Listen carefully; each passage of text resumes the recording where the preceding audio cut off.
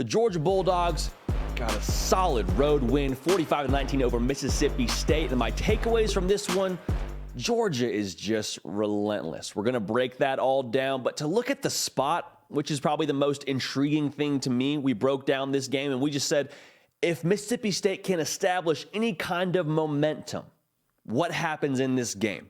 Because Georgia, quite frankly, the spot itself is not very favorable.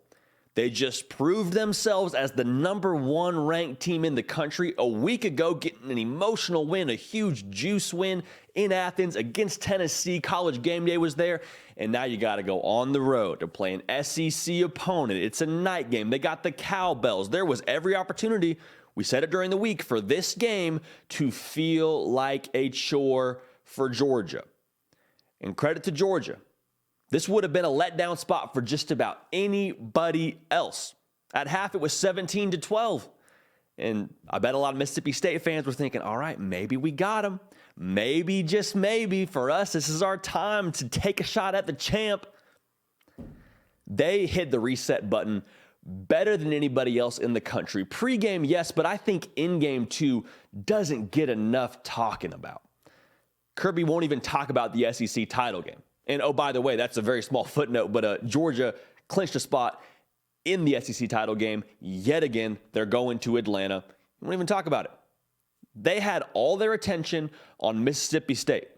The fact that it was 17-12 had nothing to do with Georgia's approach to this game. There were some things that didn't go their way in the first half, and Georgia stops momentum better than anybody. When I say reset, I mean Georgia doesn't allow the external to get to them.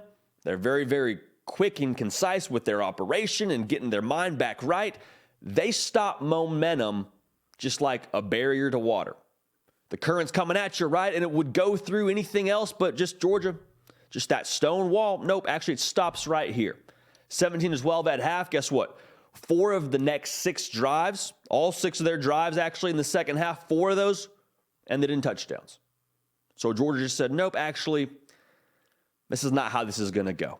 I know it's on the road. I know there's a lot of opportunity for us to falter here, but we're too mentally strong. We're too emotionally strong.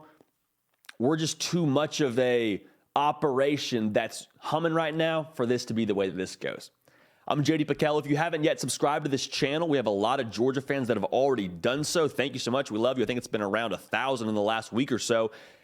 If you haven't yet, jump on in. The water's fine. Also, follow me on my social channels at JD Pickell on Twitter and Instagram.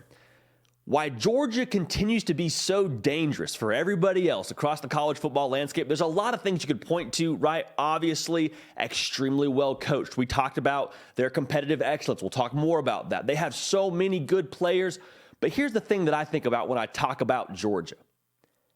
Isn't it a little bit funny that they're the number one ranked team in the country? Really been extremely dominant for the most part when you talk about their season. They're playing their best football right now in November. And when we talk about the Heisman Trophy, there isn't really a Bulldog that gets thrown into that top 3, top 4 conversation. Maybe Stetson Bennett makes a push. Maybe Brock Bowers makes a push. But we don't have that one superstar that we're just talking about ad nauseum when it comes to Georgia. I'm not saying that's right. I'm not saying that's wrong. I'm saying that's the feel around a lot of these national types. And what I think that says about Georgia is every single week, you got to deal with all of them. You got to deal with all of them. And you have to deal with the entire Georgia program. Not to knock Alabama, but when Alabama comes to town, Bryce Young is who they're going to lean on a lot offensively. On defense, they got a lot of good players, but they have probably 2 or 3 they're going to lean on. For Georgia, Nolan Smith went out. Not in this game, obviously, but I guess it was 2-3 weeks ago. Found out you're not going to have him the rest of the season. This Georgia defense, Nolan Smith's a great player. This Georgia defense didn't skip a beat. Last night, 5 tackles for a loss, 308 total yards allowed on the road. I keep saying it, number 1 team in the country. There's no real Heisman contender. They play so well as a program. They play such complimentary football as a program. They don't care who gets the credit. Ladd McConkey, Brock Bowers, Stetson Bennett, those 3 guys have their longest rushes of the season. Kirby got asked about it in the postgame last night, and he was pretty quick to dismiss it. He said, well, they're doing it because somebody else is blocking for them. Darnell Washington blocked for Ladd McConkey. Darnell Washington blocked for Brock Bowers' long run. Like, it's a team game. And Georgia epitomizes what team excellence looks like from top to bottom, both sides of the roster. They're just a force. And you have to deal with everybody when you play Georgia. There's not really any glaring weaknesses either. Why Georgia is so special, and one of the things that I think really showed itself, especially with how Kirby talked about the game last night, Georgia plays on a different scoreboard than everybody else.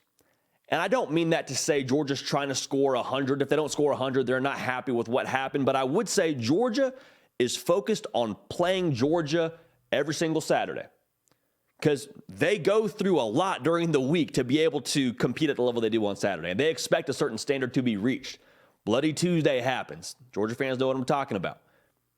They grind during the week to get to a point to where they can be dominant in this fashion. And yes, they're happy with that result, but Kirby is only worried about Georgia versus Georgia. And you hear him talk post-game, sounds very Saban-esque to me. He's quick to dismiss the things they did well, so that's good, but we got a whole lot more to accomplish. There's a whole lot more that we can do better on the field. Stetson Bennett made some mistakes, some throws that he got away with, but coach scored 45 points. We can get a lot better. And those 2 picks he threw, you watch them back and say, I don't know how much you really want to pin those on Stetson Bennett, kind of fluky plays. We move on. Kirby understands humility is always a week away. Kept getting asked about the SEC title. Coach, you're going to Atlanta. He says, we got to worry about Kentucky. They've been home. They probably got home around 1 o'clock. We got to get back on a plane. We got to get back to Athens, and they're already ahead of us rest-wise. Like, that's how he thinks about it. There's always more to be better at, and he's so concerned with the emotional and competitive excellence within this program and their emotional temperature, if that makes sense. Like, he talks about, we got stronger tonight going to Mississippi State because we had to lift the emotional weight, lift the competitive weight of getting up after an emotional win, going on the road and playing our best. Like, that's how we got better. The result is great. Kirby's focused on the journey. Kirby's focused on the process. And that's why Georgia is so dangerous. This thing is going one way. They're happy for the wins. They're encouraged by what they did on the field. I'm sure they'll have some sort of, positivity they take away from this game. It won't be all critiques, but Kirby Smart is not allowing this team to get too high, to get too low. It is full speed ahead for this Georgia Bulldog football team. So, the date is set. The game will be played in Atlanta against LSU. I fully expect Georgia, even if they were to, let's just get crazy here. Georgia fans, don't be upset. Let's get crazy and say something happens, everything falls apart. You have 40 players that are sick. Georgia somehow loses to LSU. I still fully expect Georgia to be in the college football playoff and to be a problem for anybody else that has to play them. Now, for the SEC title game, I promise you, they want that one. Because Kirby knows, hey, we owe whoever else we see in Atlanta, I guess it's LSU now, but he knows we didn't get that crown that we wanted last year. Yes, we won the national title, but we did not capture an SEC title. And we're coming back for that in Atlanta. They're on a tear, folks. They're on a tear. That's it for us here on The Hard Count. We appreciate you tuning in. Subscribe to the channel if you haven't already. Again, follow me on the social channels at JD Pakel on Twitter and Instagram. Nick Brake doing the real heavy lifting, getting this whole operation rocking and rolling. We're going to keep the party rolling, and we will see y'all next time. Hey y'all, thanks so much for watching. Subscribe to the channel here to make sure you don't miss an episode of The Hard Count. Also be sure to check out other videos on the On3 YouTube channel.